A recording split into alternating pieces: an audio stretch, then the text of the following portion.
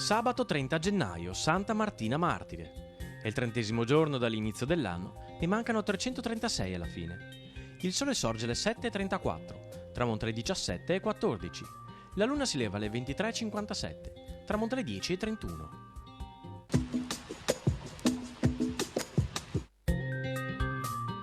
Nasce a Venezia Bernardo Bellotto, figlio di Lorenzo e di Fiorenza Domenico Canal. È nipote di Antonio Canal. Come lui sarà chiamato Canaletto e diverrà uno dei più famosi pittori veneziani del Settecento.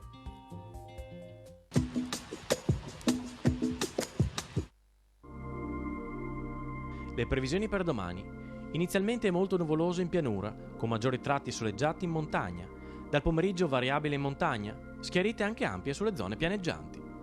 Precipitazioni generalmente assenti, salvo nella prima parte della giornata, possibili deboli piovigini sulle zone orientali, con qualche fiocco di neve oltre 1500 metri. In seguito precipitazioni assenti. Temperature massime in aumento ovunque, minime in aumento in quota, in calo sulla pianura e raggiunte in serata.